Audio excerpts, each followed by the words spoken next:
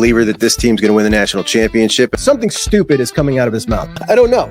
Maybe it's just my age. He needs his vote pulled immediately. And of course, yes, a season like this has to have a name. Let's talk about something good about Justin Frye. What are you doing? The season of dreams. Ohio State, my guys, are either the best or the second best program in the history of college football. This guy is a bonehead. They love him. I question your judgment as an adult. I really do. I was a total hater. I know that for a fact, and I just don't get it. Get us back our sleeves. And say, bring me that. That's the one I want. And welcome into Juckonbucks on a Thursday. Appreciate y'all so much for joining me. We've got quite a bit to go over on a game week Thursday. Buckeyes got Purdue this week. We'll go over our 10 questions today that we always do. We do our 10 questions going into the game, answer those in the post game, and the post game show is immediately after the game. I don't expect we're going to have a big turnout after Purdue. We'll see. Tough to get your juices flowing with this one, guys. I get it. But always enjoyable to see our Buckeyes play because, you know, we've only got but so many of these. And before we know it, we're going to be saying how much longer till football season starts. You know how it goes every year. So we'll get to that. Our 10 questions, a little bit about Purdue. They got a pretty good quarterback. I watched him play earlier this season. We've also got Dillon Davis joining us. Our buddy Dillon Davis from the Delaware Gazette will be on today, and we're going to talk some Buckeyes football. And I do want to discuss with him something that he tweeted not too long ago. Seth McGlaughlin has apparently started some kind of charity that I got to get some more details on so that I can talk about the details. But just listen to him describe kind of what he's doing here. I did see him wearing this hat. So the hat say "Run the damn ball," and apparently he's selling these hats. I'll let him go on. You know, being a lineman, I like eating food, and you know, it's heavy on my heart that, you know, some people don't have the amount of food that, you know, I've had growing up, and so anything that I can do to, you know, help people out and, you know, be a blessing with, you know, the platform that I get, that's just what I try to do. And the Run the Damn Ball project, it's like the acronym RTDB, run to the donation box, is kind of what I play it that acronym off of.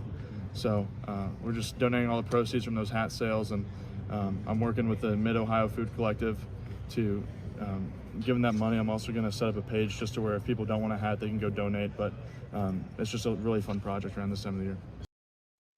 That sounds like a project for the Juckeyes to get behind. Let's all get some Run the Damn Ball hats. I'm going to get that information.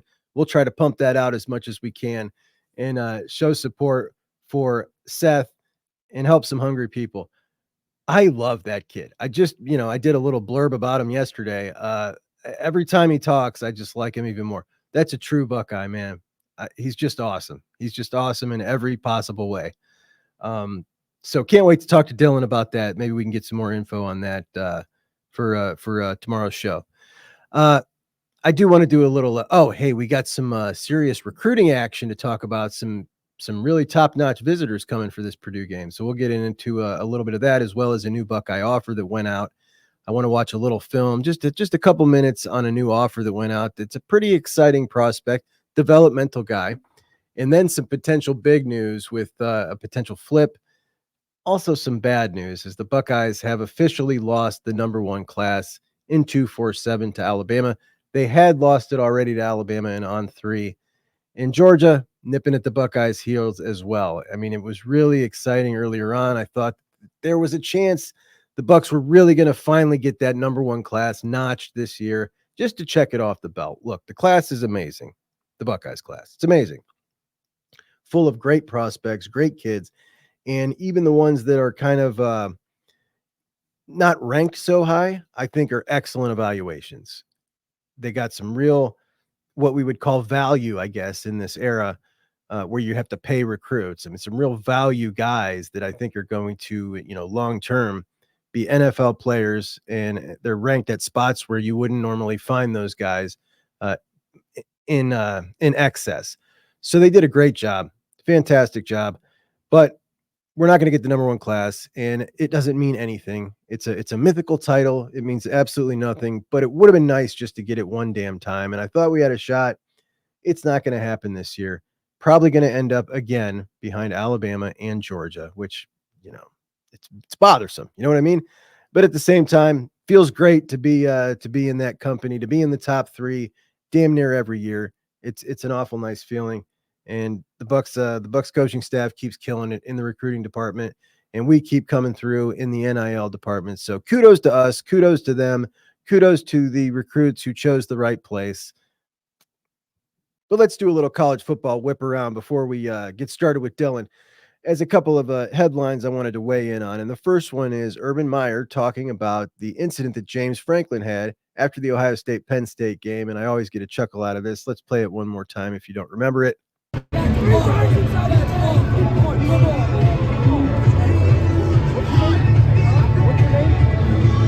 you're going to be man enough to call it. What's your name? That little dork student in the tracksuit with the hat. Oh my gosh, I can't stand the kid. I can't stand the kid. Urban said that his people, he always had 2 people with him, and they would never let him, get that close because he'd lose his cookies. That's what he said. He'd lose his cookies. And I've got no problem with what James Franklin did. I mean, I think it's a bad look. You just lost to Ohio State again. You got some little dork kid, and he wasn't swearing at him. I don't know if you could hear him. He said 3 times you were in the red zone, you scored 3 points, and then he looked at him like a tough guy. It's a privilege to coach at Penn State. You get paid $10 million a year. You've lost 7 in a row, or is it 8 in a row now to Ohio State? Go to the press conference. Like, what are you doing? Instead of letting that kid look like the jerk, you just went and took that from him. And how soft is it that he was asking him his name so that he could go get him in trouble? Though, honestly, I wouldn't have minded if that kid got in trouble. Just from his outfit, I can tell, not my kind of guy. Urban went on to say that he would attempt to get that kid or anybody who yelled at him or the fans or the team like that banned from the stadium. I don't know if that's going to work, man. You start doing that if you're James Franklin, and it's going to accelerate the time that you have got with on the clock with that fan base, because they're already at their tipping point. Banning them for speaking their mind is not going to work. Herb wasn't the only one to weigh in on James Franklin this week, as none other than Johnny Manziel, who apparently is working for something called the Action Network, discussing football, had some things to say. And not surprising to me, he has been trying to make a name for himself again for about the last year and a half. Started with his documentary where he was talking about drugs ruining his football career. And that documentary also included scenes of him present day partying with his buddies on a random Tuesday. Things are looking great for Johnny. But Johnny weighed in on James Franklin, more specifically on Penn State fans who want him gone, with the most common, boring, uninformed, obvious take that every fan has in that scenario, where they have a somewhat successful coach, but they want to be more successful. Johnny gave it to him, the one that I'm always railing against. On the topic of replacing James Franklin, Johnny said, "Who you going to get?" There you go. That's all I needed to know. I probably could have predicted it before he said it. Johnny went on, "They're getting over the hump one of these times. You know, you need to beat Ohio State. You want to win the conference. You're trying to get a title. There's some things that are lacking a little bit, and some of these are big. I don't know. Who you going to get?" Expert analysis from Johnny. I'm just amazed that I've heard several people who cover college football on television say that same thing. Usually it's about Ryan Day, but the same thing pertains to James Franklin.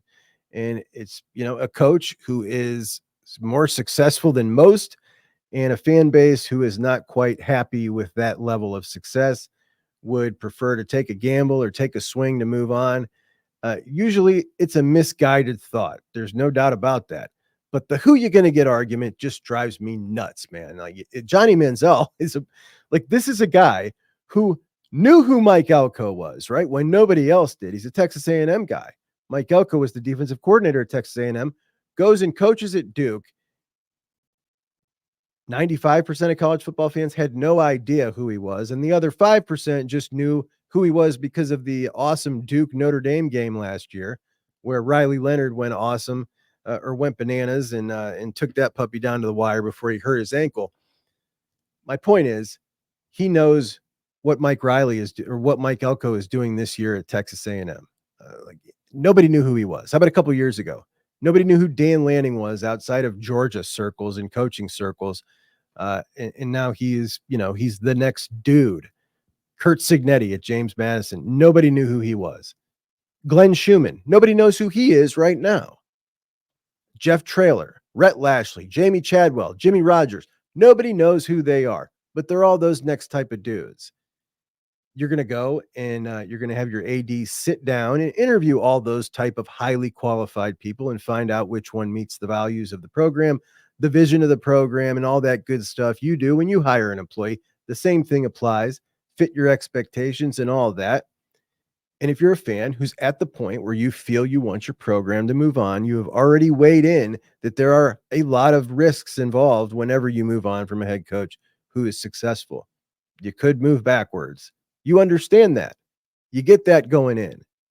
You hire the person, you trust the AD to make the decision to set you up for the most success, and you know that there's risks.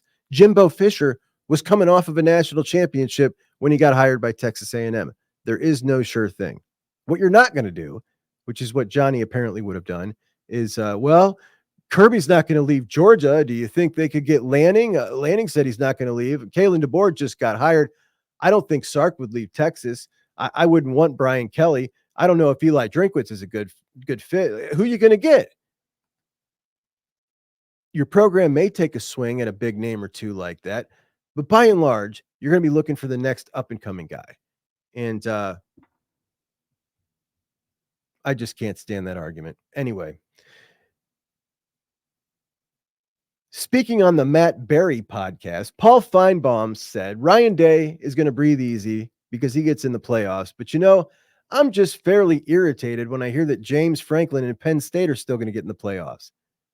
If you're a Penn State fan, I don't know how you wrap your arms around this guy as your head coach.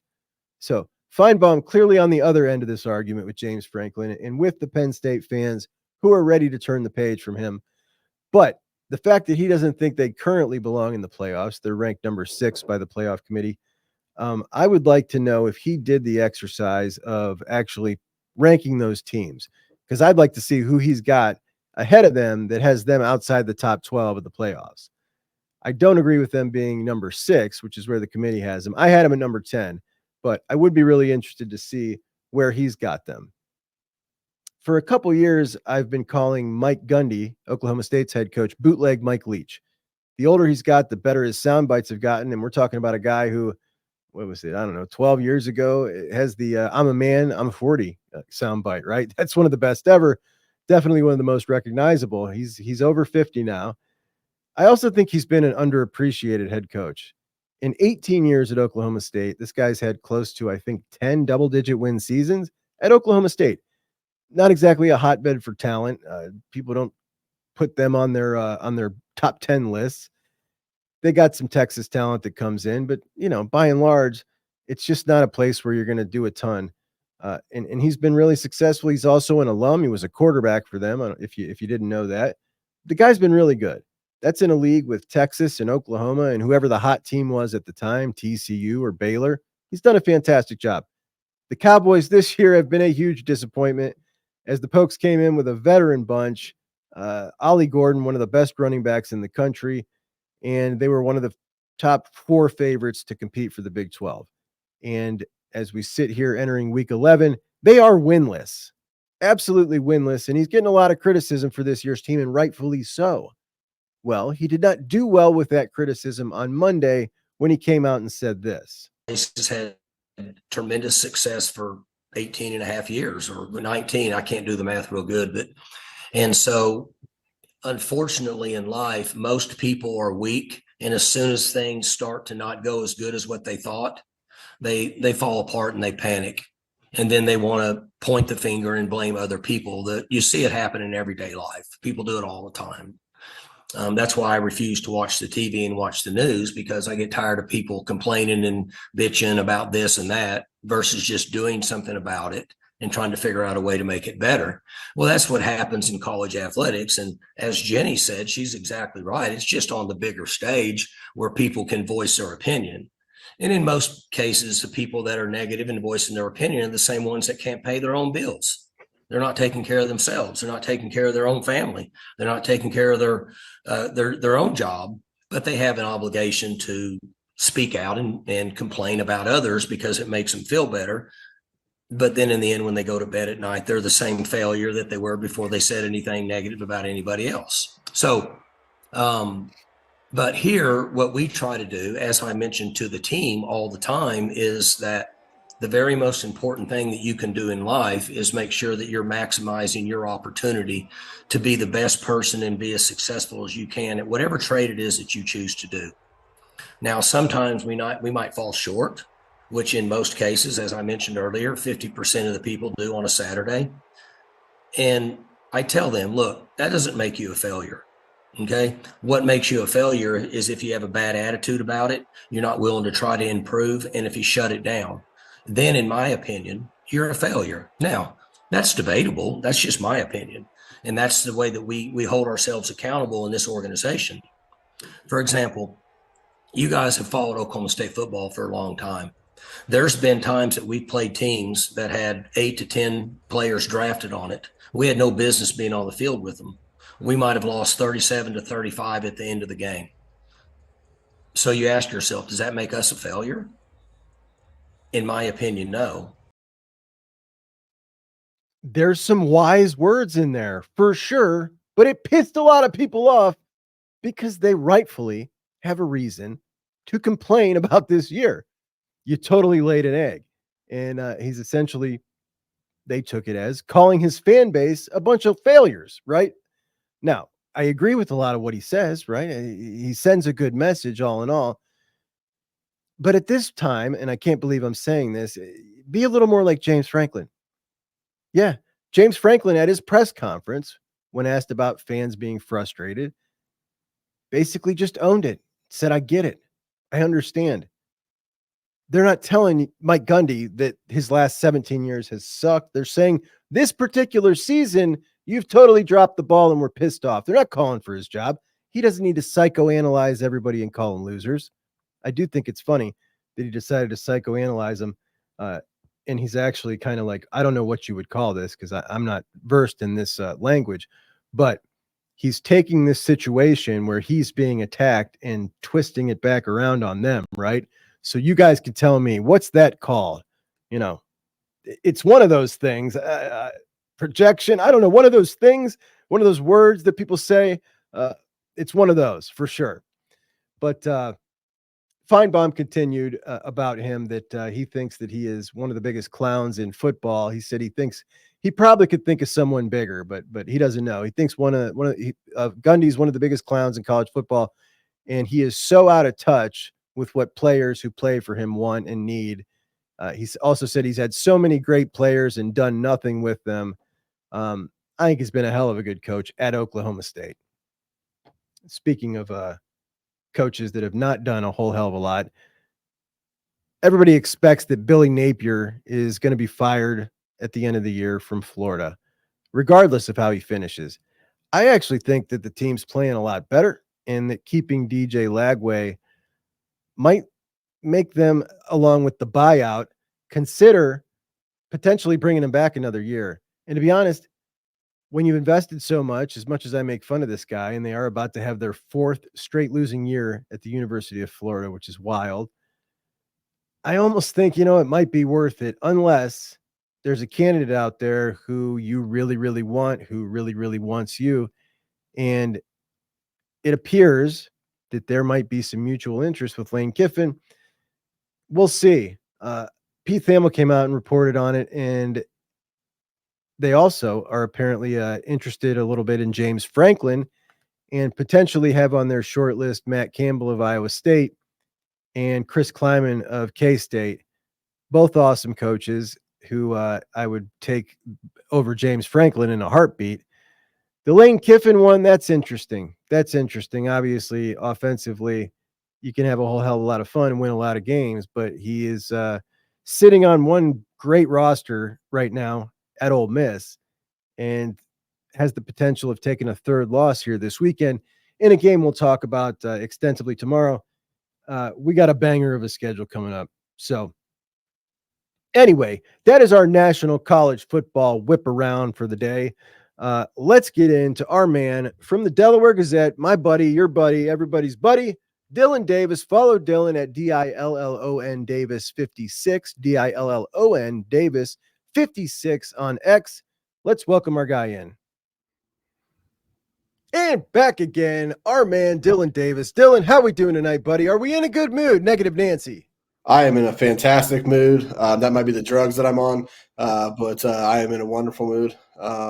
So excited, other than the Celtics just getting beat, but that won't not going to rain on my parade. I'm in a really good spot right now. So now you were accused of being a typical Northeasterner, a Northeastern sports journalist. Yeah, I don't know what that means. Can you explain to everybody the Boston fandom? Yeah, so I mean, just from a very young age, my dad was a Celtics fan, so I I had that naturally. Went to Fenway for the first time as a very young kid. It was a Yankee game. Having been a big Buckeye fan my entire life, I had a very advanced for that age understanding of rivalries, what they mean in sports, what they look like, how certain things are different than just other games that you may go to. So seeing the Yankee Sox rivalry at a very young age, I was sold as a Sox fan. Didn't grow up a Bruins fan necessarily. I kind of got into hockey a little bit later, not later, but not as a young kid. So added that. Yeah. And then, the city's meant a lot to me. I've spent a lot of time there. It's where I got engaged to my wife at. It was our first vacation prior to that when we were dating. So the city means a lot to me as well. I love everything about the city. Again, I've spent a lot of time there. So that's kind of it.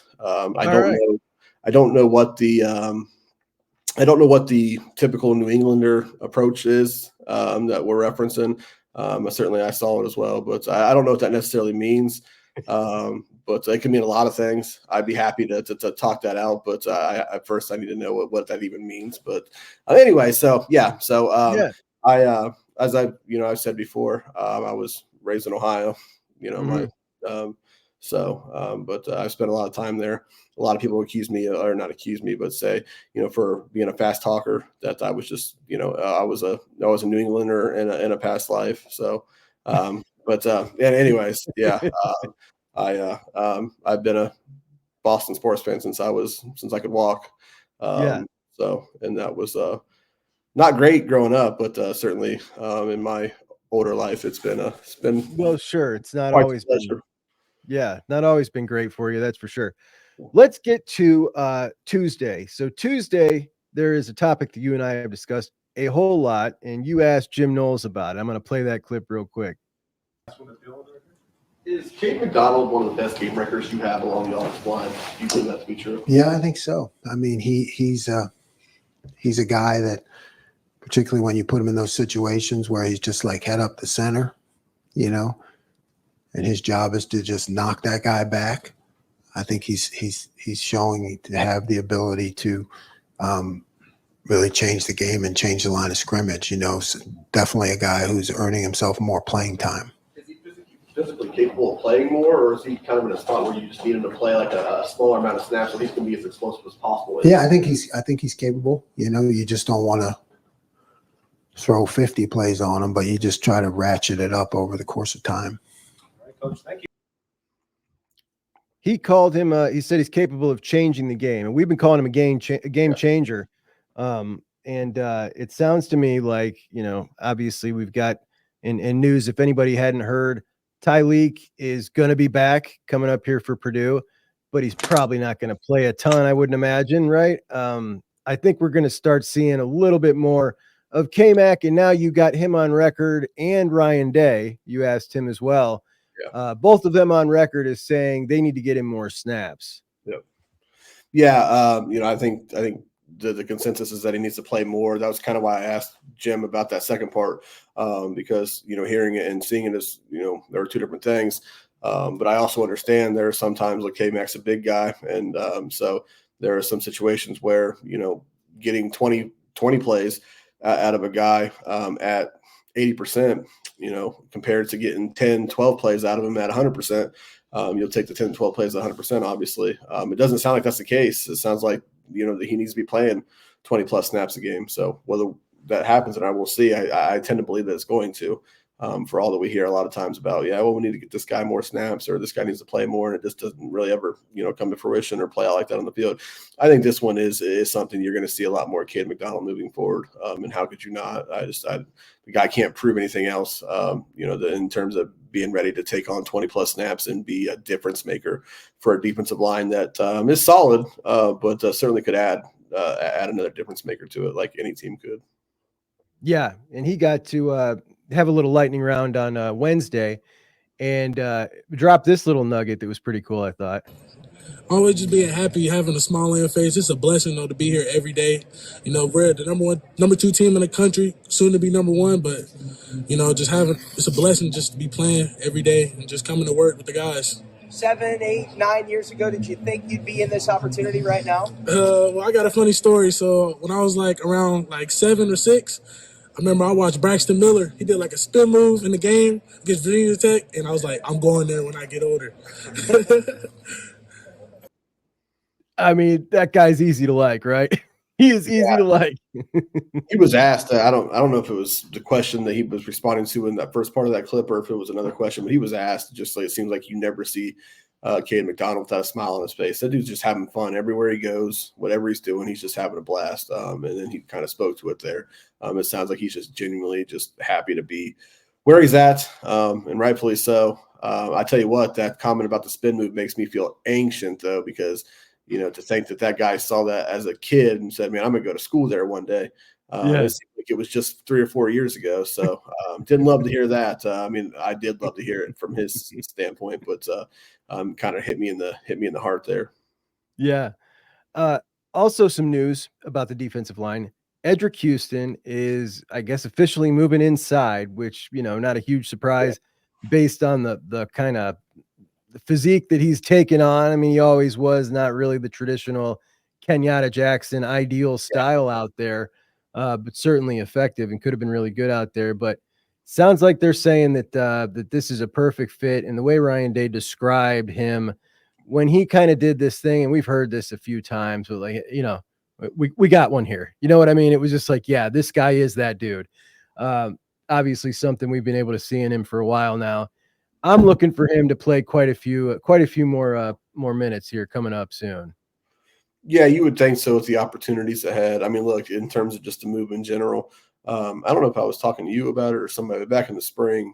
I think, and I know I wasn't the only one who felt that way, but I was certain that he would ultimately move inside. It just made a lot of sense. And then what Ryan Day alluded to with his combination of size and athleticism and his strength, it just makes a ton of sense for him to move down. And Ryan left the door open. They're not going to pigeonhole the guy into just being a defensive tackle from here on out. But it just makes a lot of sense that if you're going to bring that combination of size and athleticism from an outside standpoint, then moving inside, that could be a real asset for you at the 3 tech. So, I would anticipate moving forward in the weeks to come, especially these next couple of weeks, the opportunity should be there for him to play a lot more football for Ohio State. Hopefully, if the games go the way they should, that's a conversation, for a different day. Yeah. Well, I am, it's something that I wanted to talk about a little later, but there are quite a few, this Purdue team Ryan was trying to talk about them in a really respectful way. Yeah. I was looking at some of their stats. Boy, they're bad. I mean, they're really bad. I was kind of pumping up their head coach before the season as a guy that I really liked, man. I really like his mojo. I feel bad for him. He seemed to have, something going on there, and they're just terrible. And I expect that we're going to see quite a few young guys. So I started going through thinking about who would I like to see that we haven't seen much of yet. Mylan Graham. Wouldn't you like to see a little bit of Mylan Graham out there? That would be interesting. How about a little Peyton Pierce? I'd like to see some Peyton Pierce in some more than the last series. Some of these guys that we haven't seen, I think we got a little opportunity here to see some depth. Yeah, without a doubt. Those are 2 really good picks. I really like the Peyton Pierce one. You talk about a guy who's kind of just forgotten, but got a lot of talk during the spring and then certainly going to the camp. So that's a really good one.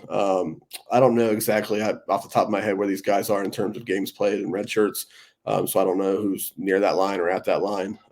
Aaron Scott's a guy, but I mean, I've talked about just being really high on him. I'd love to see him get more time because I just think next year he's going to be in position to start. So continue to get him more reps would be good as well. So, but Mylan Graham's a good one. I thought, I was on record. I was wrong. I thought Mylan Graham would be a bigger part of this offense, to be honest with you. I thought his trajectory was taking him right into being in kind of the the Marvin Harrison type where he comes on later in the season and by next year you think you have another established star as the next in line at Ohio State. It hasn't taken place, it hasn't taken shape like that. I don't think that's any knock on Mylan Graham. So obviously Ohio State's loaded. But I would love to see him without a doubt. And then we've seen him a little bit, so it's not like he's, they feel somewhat decent about putting him on the field, so he can't be that far off from being a little bit more of a contributor. So yeah, love to see that as well. How much they throw the football and how much it even matters in the reps that he gets, obviously is situational with the game. But we've talked about that with quarterbacks as well. If you're going to put those quarterbacks in there, especially in the case of Julian saying, you better be willing to let him run the offense and throw the football if you're truly trying to get him experience. So maybe that's a situation where they can do that over these next two games, or certainly most especially this one coming up on Saturday, because you're right. There is absolutely nothing, and I mean nothing to like about this Purdue team. They are one of the worst Big Ten football teams you'll ever see.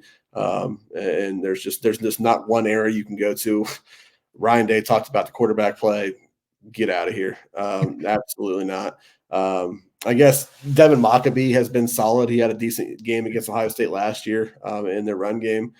They ran the ball pretty well against Oregon. I didn't see a whole lot of the game, but so I don't know the nature of that. But they ran the ball decently well against Oregon, all things considered. So I guess maybe there, but just by and large, I mean, their defense is atrocious. So there's nothing to like there. So I mean, there should be every opportunity in the world for Ohio State to play a lot of depth on Saturday. Hopefully that plays out. Talking about the Oregon team and the Oregon game in general, I feel like it was very fortunate now being able to get that game where you somewhat were able to expose some things you really needed to work on. Ryan Day talked on Tuesday about how they went about working on those the defensive stuff that they needed to work on, and kind of described it as re-engineering, which after he said re-engineering, then he said strip it down to the basics. I didn't really quite understand what he was getting at, but it sounded like they did a lot is what he was trying to convey, even if you don't see that they did a lot.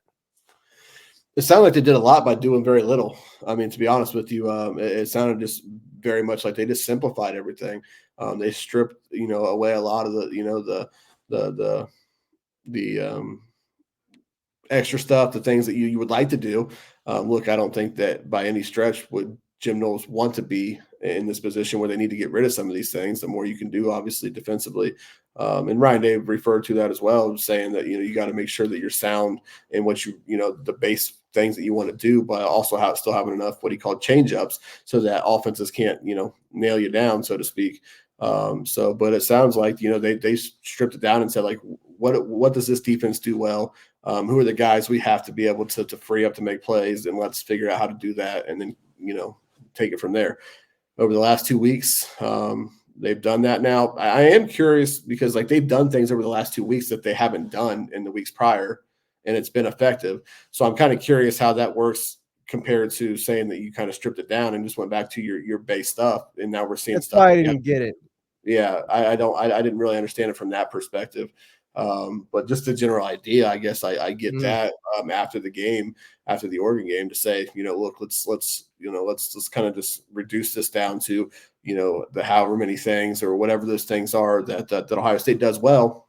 Do those things, be really good at them.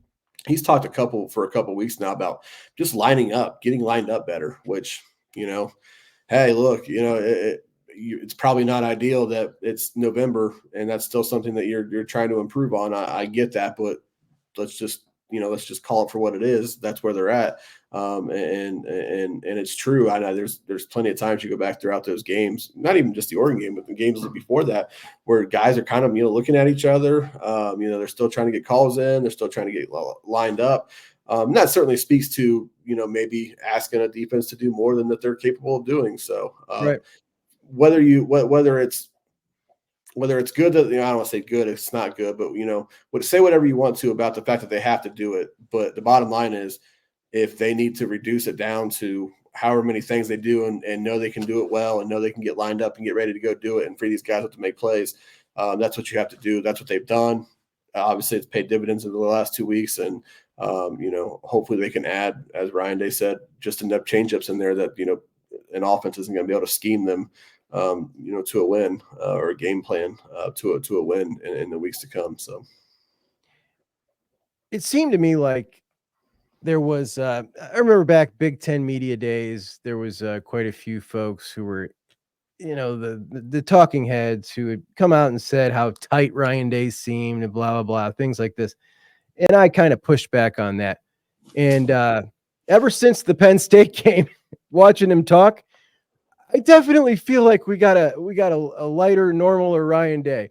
Everything felt just, back to kind of preseason. I think that win was really tremendous for him, and everything feels like it's really moving in the right direction in a way that after that Oregon game and after that Nebraska game, I just didn't think such a turnaround in the whole attitude of the program. It just everything feels different to me. Am I reading too much into this? No, I mean, I guess, I can speak to it firsthand. Just, if you don't think that's the case, try walking into the Woody for a Tuesday press conference on Tuesday before that Penn State game, and then do it, this Tuesday after that Penn State win, and just feel, the difference in the conversations. It's absolutely different, without a doubt. I mean, I guess as much as to be expected as well. Look, there was an immense amount of pressure on Ohio State to go win that game at Penn State. It was reflected on Ryan Day's face, the way he, approached questions, his sometimes downright unwillingness to really talk a whole lot. So it was very clear, how much pressure was on them. You could talk about maybe not being the best, kind of atmosphere inside a program, inside, a building leading up to that game. But at the end of the day, they all felt the pressure. I think that was very clear in the way Ryan Day responded last week. And I can only assume that his players felt that as well, if that's kind of the, what you were getting from your, and it wasn't panic. I mean, they weren't panicky. It was just very much no bullshit kind of thing. Like, nobody wanted to do anything else but just try to figure out how to go win that game. They've won it now. The vibes are better. Look, the vibes are better in the fan base. The vibes are better in the Woody this week, whether it was yesterday or tonight, talking to players and Ryan again. So I get that. Certainly a sigh of relief, but you hope that that's not, grounds for them, kind of falling back into look, everything's fine and we can go back to just being Ohio State and, kicking the football off and saying that, they're going to go impose their will on whoever. So, and I don't think that's the case. Certainly Purdue's a 39-point underdog. So we're not going to get a great idea this week, but look, it's not a guarantee. Ohio State doesn't have to go out and win that game by 35, 40 points. And certainly it would be a very bad sign if they, pissed around and won the game by 24 points, or 21, 24 points, and it was just a lackluster performance. So you really hope Ohio State comes out and imposes their will from start to finish. Purdue's run defense is atrocious, so it's another game, another opportunity for Ohio State's offensive line to go out and push some people around and further prove that this offensive line still has the makings of a unit that's just fine and capable of going wherever they want to go. All those things should happen. And with, this relaxed approach and this relaxed feel inside the Woody, you would hope that they're going to go out and play free, but play with great execution, as Ryan Day likes to talk about, and then come out of this game and, we'll kind of chalk it up as just one of those, okay, well, they did what they're supposed to, and Northwestern's going to be the same thing next week, and then it'll come down to the Indiana game. But it was definitely a different feel in the Woody this week, without question. Ryan Day talked about special teams on Wednesday, and it sounds like he's still really putting an emphasis on it. I read the numbers yesterday in the show, really bad still. The stats don't look like they've made the attempt to make them better that they said they were gonna, but listening to him talk, it seems like he really is. It's just that it's not clicking yet.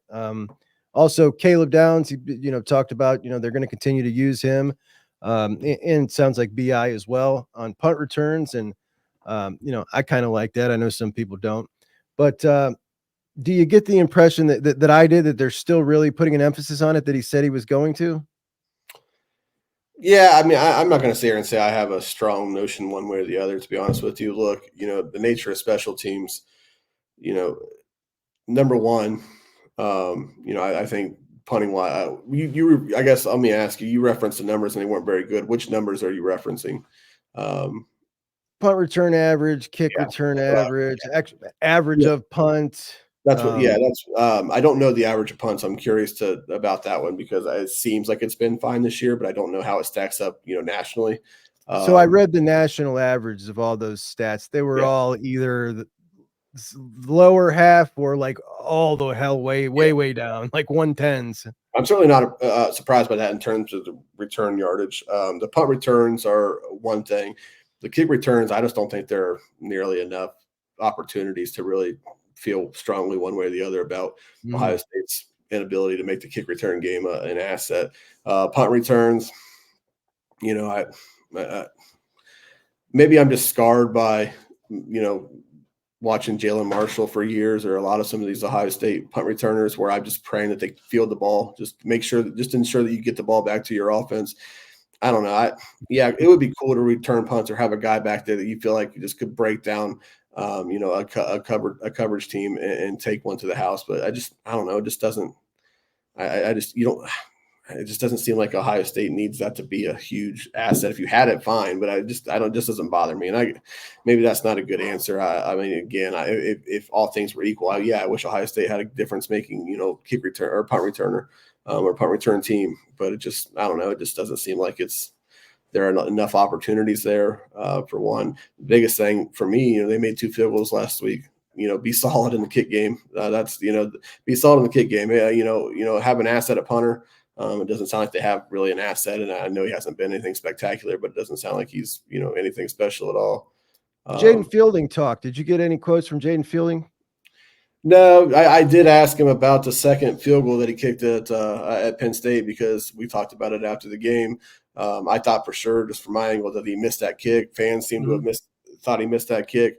And I asked him at what point he knew that he had made that kick, and he sounded like he knew he made it right away.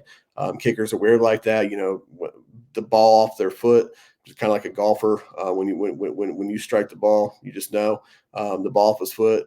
He seemed to feel like he knew exactly how that ball was going to move, and that it was going to slip inside the upright the entire time. Whether that's true or not, I have no idea. We'll never know. But he didn't bat an eye. He didn't have to think about it. He was, he was very quick to say that. So, So anyways, I would love to have confidence in Jaden Fielding that Ohio State has something there that you could go, feel like you have a solid chance at kicking a 45-yard field goal in the second half of a big game. It was a good sign on Saturday.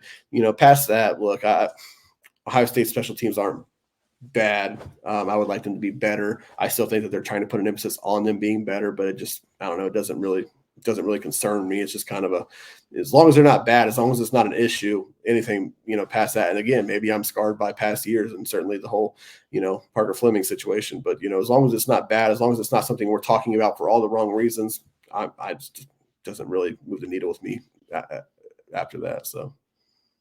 We're sticking with the offensive line the way it is, so that's fantastic. Obviously, and it doesn't sound like Zen's ready anyway, even if they wanted to go that route. Yeah. Also, what the hell else did I want to say? Oh, the playoff committee. So I'm sure you saw the rankings and everything, and you poured over them. Indiana Penn State debate. Where do you fall on that one? Is there a debate? Are there people arguing otherwise? So you've got Indiana, who is, kind of the poster child for getting a brand name kind of screwed here. Yeah. And they're behind Penn State. And when you look at those two resumes, Indiana hasn't really played anybody. Penn State's best win is against Illinois, who is no longer ranked in 3-3 in the Big Ten. And then they have the loss. Penn State also doesn't have the kind of game control or margin of victory. Indiana beat everybody by more than 14 points now, and Penn State's above them. Where do you fall on that? Yeah, I know how I feel. I just didn't realize there was an argument to be made that Penn State deserves to be ranked in front of Indiana right now. Well, let me tell you what the other side is. Yeah. So essentially, there are a lot of people, and this has been really getting pushed recently, that want to essentially strictly go by power ratings. The computer says that team's better. That's what it is. I am not of that opinion. I think that there has to be a strong element of also what you deserve and what you earn in meritocracy, or else you really lose a lot in the regular season. And I just don't agree with, like, okay, the computer said Penn State's better. They're better. But that would be the other side of it for the people that are arguing that. No, thank you. Looking at resumes, I think a lot of people agree. I certainly feel strongly that regardless of their strength of schedule or their lack of any quality wins, if Indiana was, pick 10, 15 other program names as an undefeated football team here in November, they'd be a top 5 football team. So in terms of the Penn State Indiana argument, Penn State's a 1-loss football team, and their best win is, again, to an Illinois team that I thought they were still 24th. Maybe that's in the AP poll, or is that? I think that was last week. They got beat by Minnesota. That's right. Yeah, so an unranked football team. That's their best win. The USC win is nothing, obviously, as we know now. So, so just in terms of the power rankings or the power rating, I don't. Okay, if you want a computer to tell you, fine. But if you're just looking at resumes and watching football games, which is kind of the whole point here, and certainly what the committee's doing, I don't know how you could defend that resume and that football team. And look, also, there was a lot made about losses, right, on Tuesday, and the idea that the committee puts a lot of value on what kind of loss you have. And Penn State's loss to Ohio State obviously looks good in the sense that, they got beat by now the number 2 ranked team in the country. And everybody knows Ohio State's a really good team. All that's been made about the Ohio State roster and being national champion favorites. But that loss probably raised a lot of concerns for people as they really truly evaluate what Penn State is on a national scale and what they think Penn State can do on a national scale. So the way Ohio State ran the football with the makeshift offensive line against that defense that we all assumed was, it was ranked as a top 10 rush defense, probably raised a lot of concerns about how good that Penn State defense really is. And certainly offensively, their lack of any sort of weapons whatsoever out of Tyler Warren got exposed again. So you can say that it was a 7-point loss to the number 2 team in the country, but it was also at home. You also have to factor in, whether you like it or not, all the James Franklin stuff about can he win football games like that, and seeing the way in which Penn State lost that football game. I don't understand how you make that argument for Penn State being significantly better than Indiana to the point that those rankings shake out like that. Everything I saw about Penn State's loss, again, to obviously a great football team, possibly the best team in the country, certainly one of the 3 or 4 best teams in the country. But the ways they lost that game, I don't understand how it's really quote unquote a good loss. I know it's a good loss from a resume standpoint, but when you think about the teams and their ceilings, I don't really see it as a good loss because of the way that it happened and how that projects Penn State moving forward. So Indiana's strength of schedule doesn't really resonate with me in terms of a Penn State Indiana argument because they haven't gotten beat yet. They don't have a loss where we have to sit here and say, yeah, not only did they lose the game, but there's some real issues there that they have moving forward. We can't say that about Indiana yet because they haven't played anybody, and I understand that. But they're also beating the brakes off of people. They're doing exactly what they should to teams. So, the strength of schedule just doesn't resonate with me in terms of a Penn State Indiana argument. You make a good point about Penn State. I do feel like I feel way less. I just feel less good about them as a team, as an elite team that can beat an elite team on any given day. After watching them against Ohio State, I just don't feel like they have that gear in them on offense to be able to do it. And that to me is like, you kind of got exposed in that area, which, sucks for them. I did the exercise. I had them at 10 on mine, but you should do it, dude. You should do it. We should compare next week and see. Yeah, I will. I'll definitely do that. I wish, you should have said something. I would have done it for this one. That would have been I should have told you I was doing conversation. But I mean, look, we know come the end of the year with these playoff rankings that certainly it'll still happen this year, but certainly when it was just the 4 teams at the end of the year, when it came down to, brass tacks and you had decisions had to be made and finalized, that resumes would only take you so far. You had to really get into what you thought about these teams, past just what a resume says, who they beat, how they beat them, who they lost to, how they lost to them. If you're going to do that with Penn State today in that loss to Ohio State, yeah, if you're just looking at it from, they lost to this team ranked this, it certainly goes in the quality loss tally. But that loss was worse than just getting beat, just having a loss on your resume now. It exposed a lot of questions for me. It exposed a lot of questions for me about Penn State being a real player in the true national championship conversation. And I don't know how much of those conversations were had at this point in the playoff committee room, if they're really talking about that, if this was truly just an exercise in, hey, who has the best loss and who has the better wins. But if you're having that conversation about that, you can't tell me that Penn State's one of the 6 best teams in the country after seeing the way that game played out. Not just they lost the game, but the way that game played out and why they lost that football game, and everything that we thought we knew about Penn State is still there, from the top on down. So, yeah. For sure.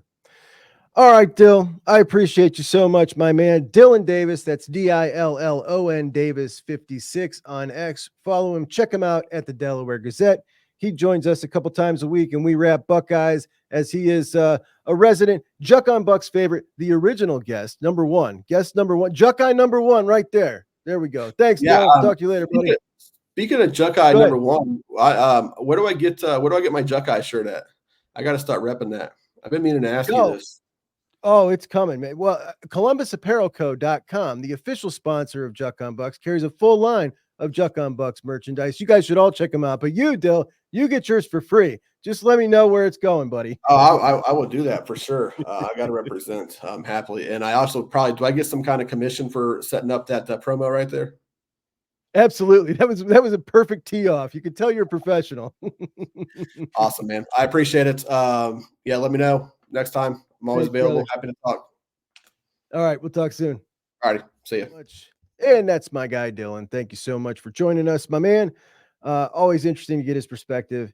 And I know some of you were wondering about the Boston stuff. So we got the answer to that story. And I hope that satisfies everyone, as he is not a New Englander. He is, in fact, a Buckeye through and through, up until the Boston sports fandom, but mostly through and through, right? At least we're on the same. Look, here's the truth. Like, I'm a Browns fan. You might be a Bengals or a Steelers fan. Like, we all have something else out here. It's what's in here that matters. We're all connected by the one that's most important, right? We all have one that's most important. The other stuff is ancillary nonsense. It's just a waste of time. It's to divert ourselves from the real thing. So that's that with that. Now, all right, let's get to a little Buckeye recruiting. So in the class of 2025, Ohio State has 4 wide receivers committed. And of those wide receivers, the highest rated and most exciting one is Quincy Porter out of Bergen Catholic in New Jersey. And Quincy Porter has 2 teammates in the class of 2026 very interested in Ohio State. Ohio State very interested in them. Defensive lineman Jermaine Kinsler. These are 26 kids. 6'5.5", 260. He's a top 170. And then his teammate, safety Jordan Thomas, and he's a top 250 overall. He's an athlete, but he's going to being recruited by McCrary. So these 2 will be on the sidelines, along with Duron Parks. Duron Parks is a kid from West Virginia who grew up rooting for the Buckeyes, considers them his hometown team. And there's been a long-time relationship with him in Ohio State.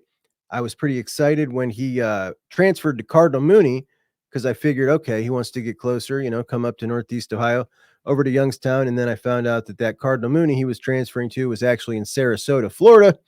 So, I don't know what that's all about, but the relationship has remained strong. He'll be in town. And then you've got the 2 of the 3 highest rated running backs in the class of 2026 in number 1, Sabian Hyder, who is a kid who was really close with Tony Alford.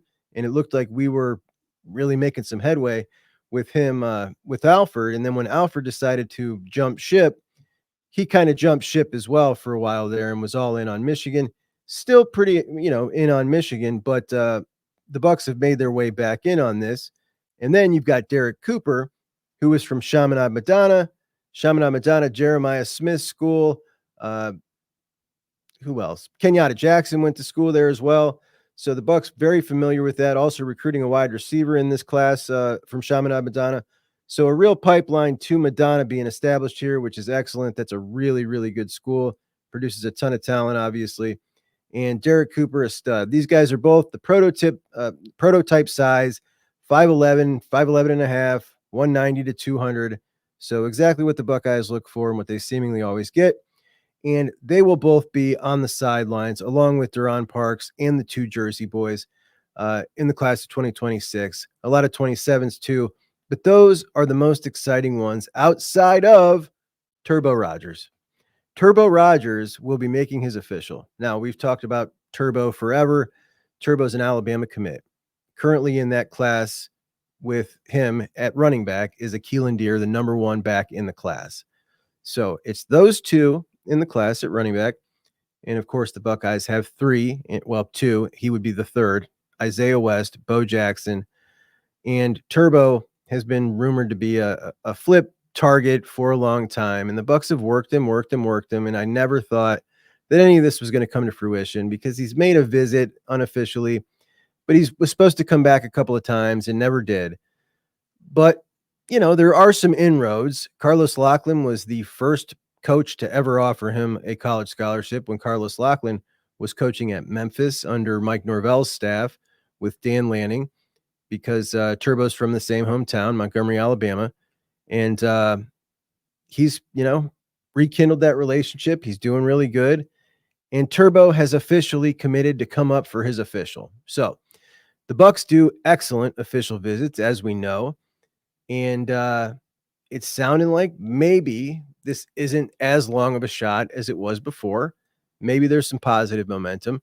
Turbo said himself that the thought of Travion and Quinshawn leaving next year and the prospect at early playing time is something that's really excited him about the situation in the Ohio State backfield. As far as skill set, Turbo is 5'8", so he's a short guy, but he's up to 190, 195. He's got a thick lower half. He's definitely a guy who has the skill set of your typical Chip Kelly straight up burner. And for a guy like that, really exciting. Obviously, I'm sure is hearing everything that Chip can do with him.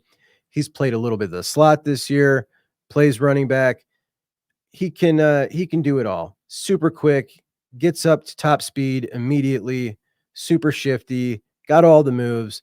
But I think he's a little more than that. I think that he has got a level of physicality that gets very much discounted, and people are pigeonholing him into kind of a gimmick player. I don't think he is. I think he can be even more well-rounded than that. And I've only played his film, I don't know, maybe 6 months ago I played his film once because it just didn't seem worth it to get everybody all excited. However, now that I feel like maybe there's a little bit more of a chance, why not? So I played it earlier and just did my little thing where I do a little bubble and play it. So I'm going to splice that puppy in here now, along with a couple minutes of a new offer that the Buckeyes have put out. So obviously the cornerback situation, it's difficult because you've got Devin Sanchez and Naeem Offord. And if you were to say, pick one dude in the class of 2025 who is guaranteed to be a first-round draft pick, like you can just pick one, I'm picking Devin Sanchez. He's the absolute prototype. He has unbelievable work ethic, unbelievably smart, a great family. We all know that. It's about as sure of a thing as you can get. So I'm going to go ahead and pick Devin Sanchez. And then if you're going to say, okay, pick maybe the best overall athlete, I might pick Naeem Offord. And if you are a 4-star cornerback, it's pretty damn tough to convince yourself to go into a class with those two kids committed. So the Bucks, who have been pursuing a third cornerback for that class, not made much inroads with anybody. Now you got the situation where Naeem Offord may wait till the very end and flip out of the class, and well, that would suck. So you definitely got to bring someone in. If all you can get is a project, you know, you got to go ahead and do that. And they've been working on a kid. He is committed to Cincinnati. His name's Jordan Woods, and they've offered him. He's from Cartersville, Georgia. Been committed to Cincinnati since June. Doesn't have an impressive offer sheet list. He's ranked about 1,200 in the country. We're talking about a mid-level 3-star, not a high-level 3-star. And when I hear all that and hear that he's 6'4", I'm thinking, okay, something's not adding up. You got a high school that produces a ton of talent, a 6'4" cornerback, not great offers. He must be really slow or kind of clumsy. Something's got to give. Well, I watched his film. I didn't think he was super slow. I didn't think he was super clumsy. In fact, he looked like a pretty good athlete to me. Looked like he was just kind of growing into his size.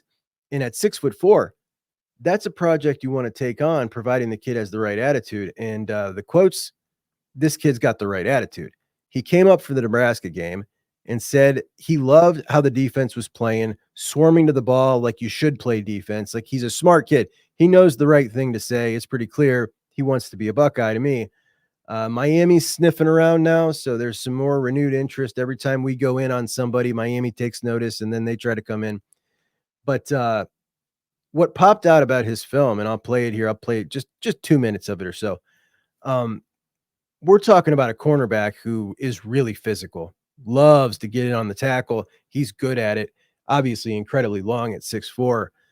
He's a football player. I like this kid a lot. And as a third corner, or, if he ends up being your second and you got to, try to supplement in the portal, whatever, seems like a really good take. So I am excited to learn some more about him as we go. He will not be in town this weekend. That's just an offer that went out. But the rest of those guys will be in town for the Purdue game. So let's have a look at Turbo, and then after him, we'll check out the 6'4" corner from Cartersville, Georgia. I'm sure you've heard the name. You've probably not watched him, and I've not shown him much because I just didn't think there was much hope for this. But this is Turbo Rogers, the man, the myth, the legend. Watch the breakaway speed. Now, keep in mind, this is at IMG, so he is going with the traveling circus around to play the best high schools in the country. So that's a D1 cornerback trying to chase him down there. And you probably have heard about Chip Kelly being able to use him as a gadget guy, like a DeAnthony Thomas, a dude who can just come in and do whatever you need him to, but not do traditional running back things. I don't think that's the case with him. You look at a guy like Travion Henderson, who now in his senior year, what do we talk about? What has he learned? He can block now in the backfield. Trey is a small guy. Trey's 210 pounds. Turbo Rogers, he's 200 pounds. Yes, he's 5'8", a short dude, but he's got a thick base, and you're going to see from some of these, he's a physical dude. He does not just go down because some small guy. He's not some fragile guy. He'll take it on. So he's got all that elite suddenness, quickness. Watch this here. Look at the physicality. You're not knocking him over. He's got the suddenness, the quickness. He's got some real smarts, too. You can see it in his film. Just a natural football player, a natural back, great vision. The dude's got it all. Sure, you wish he was 5'10". He's not. He's 5'8", but he's made up for it in the weight room. I just love this kid, and I don't want him in Alabama. Look at this spin move. I don't want him in Alabama with the Keelan Deer. Watch the physicality on this one. 1, 2, 3. Gets in the end zone. Still 2 yards deep in the end zone. Watch him sit down in this zone here. Watch him find this zone here. Sit down. He's just a smart football player. I've wanted this kid so bad, but I thought there was no shot. Now, he's coming up to visit Ohio State on an official. It's official, officially official. He's coming up. And watch this cut here. Zoop. And then full speed right now. Stud. Just a straight up stud. Made you miss. Coach Locke was his first offer in high school. When Coach Locke was at Memphis with Dan Lanning and Mike Norvell was the head coach. So the relationship goes back a long way, and he cited Judkins and Henderson and the opportunity for immediate playing time as something that's really interested him about Ohio State. Ultimately, this is still a long shot, but he's coming up for an official, and the Buckeyes do officials great. This is Jordan Woods. He is a DB cornerback from Cartersville, Georgia. So this is good competition right here. This dude is listed at 6'3" on 247, 6'4" at On3. He's a 3-star across the board, and he's not even a high 3-star. He's a mid 3-star at 6'4", 180, playing at a school that produces a lot of talent, which doesn't make much sense. The only thing that would make sense is if he's pretty unathletic. You know what I mean? Well, let's watch him. I don't feel like that's the case. He's committed to Cincinnati. His offer list, not very impressive. Virginia, Boston College, Michigan State. I mean, impressive, but not for a 6'4", 180-pound cornerback. And what we see in this film is a ton of physicality. The kid likes to hit. We don't get to see him cover a whole lot. Now, maybe there's a reason for that, but I think we can tell his athleticism by watching him. Like, he's not a klutz. He's definitely not a burner. But with that size, that's one heck of a good project. I'll take that all day. And what I love about it is the physicality. 3/4 of this is him making tackles.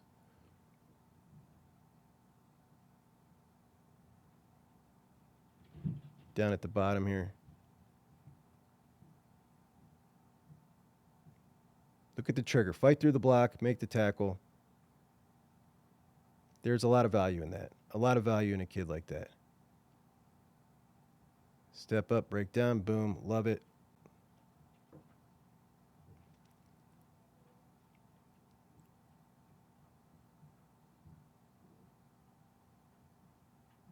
Sure tackling dude. And he's going to fill out too.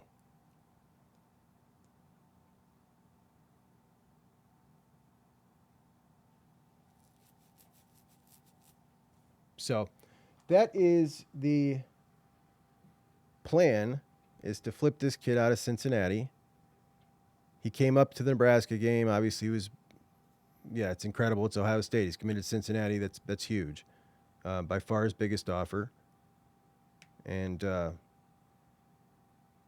Miami, I heard, is poking around. Hey, it's Juck. Juck? Who is Juck? Juckonbucks. Juckonbucks. Juckonbucks? Juck. Juck. Juck. Juckonbucks. My guy, Juck. Juckonbucks. My buddy Juck. Juck is Juck. the Juck. It's Juckonbucks. Okay. Juck is junk. The Juckeyes. The Juckeye. Juckonbucks. Junk.